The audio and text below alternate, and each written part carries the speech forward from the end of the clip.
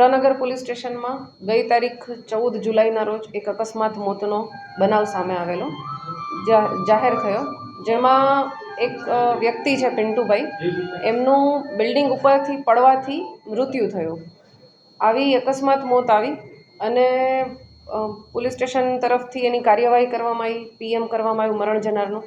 આ દરમિયાન જે તપાસ કરતા હતા એ અને પોલીસ સ્ટેશનના થાણા અધિકારી વગેરેને થોડો ડાઉટ ગયો કે આમાં કદાચ હત્યાનો બનાવ હોઈ શકે છે. આવી શંકા ગઈ જે અકસ્માત મોત જે પ્રકારે એ લોકોએ દર્શાવી હતી એમાં, જેથી વિગતવાર તપાસ કરવામાં આવી કે આમાં ખરેખર શું હતું.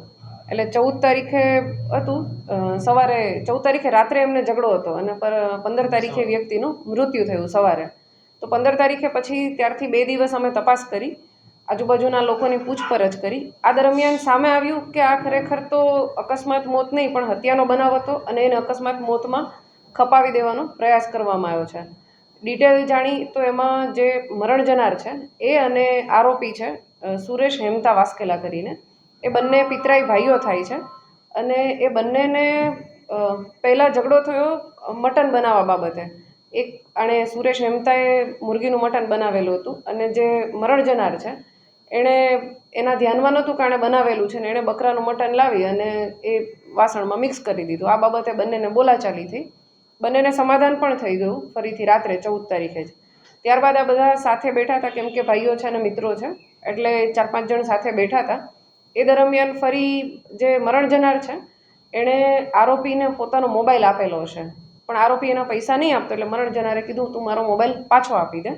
એટલે એ બાબતે ફરીથી ઝઘડો થયો અને બધાએ ફરીથી ટ્રાય કર્યો એને સમજાવવાની. તો આરોપી જે ચોથા માળે આ લોકો બેઠા હતા ત્યાંથી પહેલાં નીચે ઉતર્યો, 3જા માળ સુધી ગયો અને પછી અચાનકથી પરત આવી, કોઈ ગુસ્સાના કારણે કે કોઈ પણ કારણે પરત આવી અને જે મરણ જનાર બેઠા હતા ચોથા માળે એની જે બિલ્ડિંગ છે એની પાળી પાસે, તો એણે ત્યાંથી ધક્કો મારી અને એને નીચે પાડી દીધા, જેના કારણે આ જે મરણ જનાર છે એનું મૃત્યુ થયું.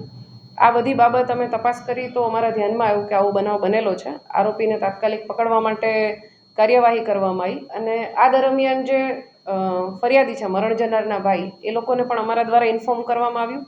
આ દરમિયાન એમને પણ આ બાબતે જાણ થઈ કે ખરેખર આવો બનાવ બનેલો છે. એટલે એ લોકો અંતિમ વિધિ કરી અને ગઈ તારીખ 18 તારીખે ફરિયાદ કરવા આવેલા હતા. એમની ફરિયાદ દાખલ કરવામાં આવેલી છે. જે આરોપી છે એના અમે 3 દિવસના રિમાન્ડ પણ મેળવેલા છે. હાજી, પીએમ રિપોર્ટ કરવામાં આવ્યો છે. પીએમ નોટ હજી આવવાની પેન્ડિંગ છે અને જે પ્રાઇમરી પીએમનું જે મૃત્યુનું કારણ આવ્યું છે એમાં એવું જ છે કે ઉપરથી પડી જવાથી મૃત્યુ થયું છે. એટલે હવે અમે અમારા દ્વારા તપાસ કરીને જે વધુ પુરાવા મળે એ પુરાવા મેળવી અને ચાર્જશીટ કરશું.